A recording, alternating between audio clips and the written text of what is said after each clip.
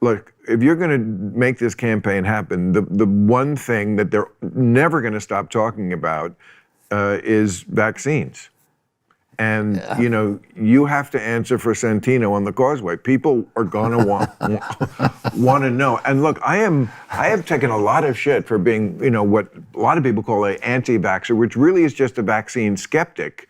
But they like to move the goalposts and make you a worse, somehow, outlier. And no, I'm very much on the page, and people know this, of I was not on board with how we handled COVID.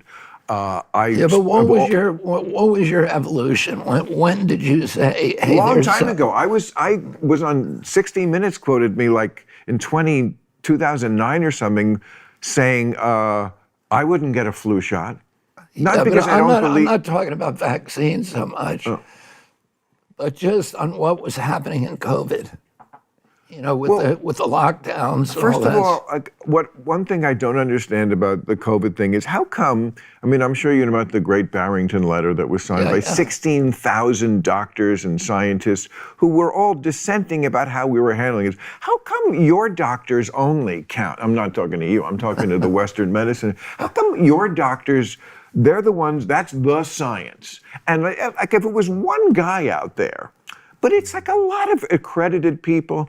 So I think that is one reason why you came out of the gate at 20%. Because there's just a lot more people in this country who are onto that kind of thing. And how much medical science, conventional medicine, is wrong and gets things wrong, including about COVID. Lots of things they got wrong.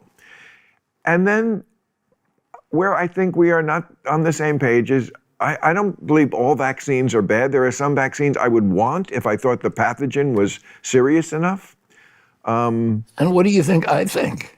Well, let's get into that. Let's make you the candidate that can get past this issue, because you're going to have to get past this issue if you're going to go anywhere.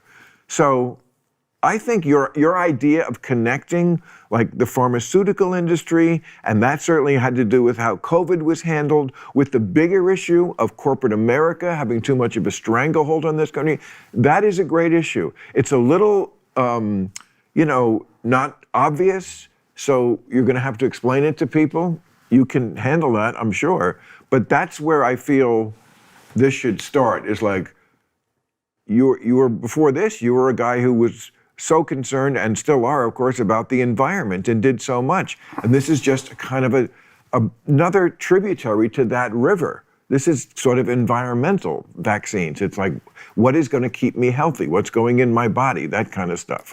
Yeah, so and it was the same issue that, it's an issue of corporate capture.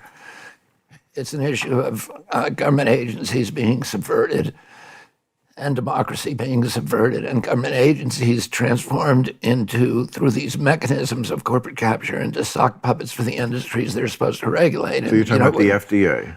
Oh yeah, before that it was the EPA that I was, probably 20% of my environmental cases were against federal and state agencies who were doing sweetheart deals with the industries they were supposed to regulate. And that, so it was easy for me when I got dragged kicking and screaming because I didn't want to do vaccines into the vaccine realm. It was easy for me to understand what was happening because I'd seen it happening at EPA. That's an important point people shouldn't know. And I got dragged in, unlike most people are in this space or were in this space because their children suffered vaccine injuries, or, let's put it neutrally, that they believed their children had suffered vaccine injuries. And I was just somebody who believed that you should listen to the women who were, if I may, as the moderator, just for anyone listening who's the super skeptic type, vaccine injuries, that is a fact, that there are vaccine injuries. That's why there's a vaccine court. Vaccines are a medical intervention like so many other drugs, and we don't say they're bad because we know they have side effects, but we just have to admit, first of all, that they do have side effects. Hopefully not bad, hopefully not all. We can debate what they are, but let's start from, yes, vaccines, like any other drug, have side effects and serious side effects. And now let's have the debate about how widespread is that? See, that's, I think, someplace where we part. I think you think the vaccine injuries from COVID vaccines did more damage than I do.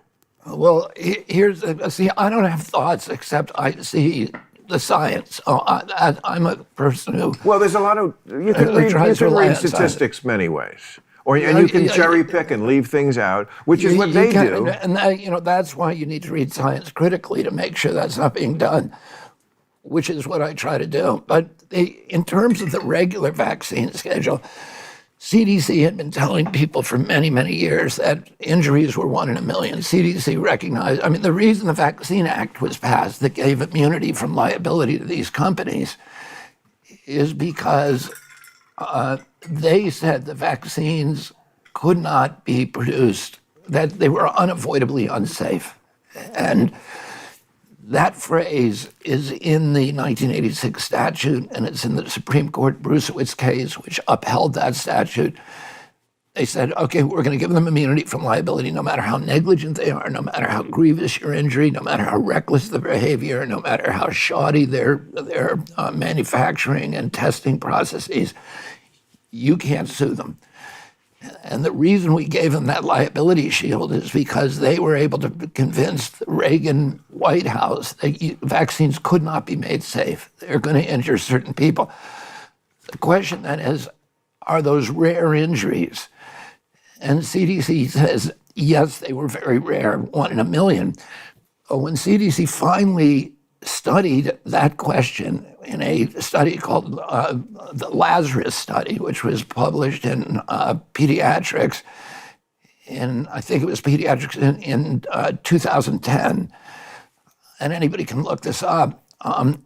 What they found is that the actual rate of injury was about, I think, 2.3%, which is 1 out of every 37 people. And so that had injury claims, that they made claims to their insurance company. From what vaccine? From all vaccines. The average injury rate is 1 in 37. What is the range of that injury? If my arm swells up for a day, does that count as part of it? It was injuries for which people made claims, medical claims. Right. And doesn't mean that those medical claims are valid. And when people have looked at this, what they've said is, a lot of the people who make claims, they don't let you know that they have some pre-existing condition.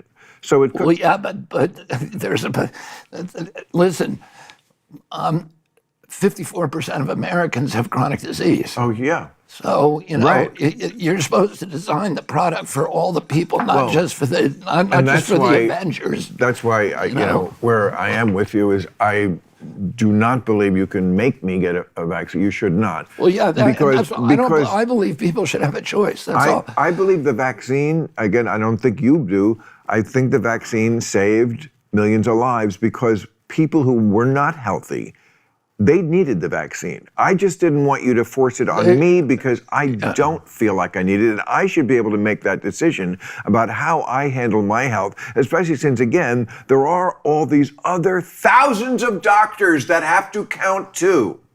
Okay? Yeah, so I just would say this. I'm not anti-vaccine, but I am pro-science. And when CDC actually, CDC for many years has said vaccines saved millions and millions of lives.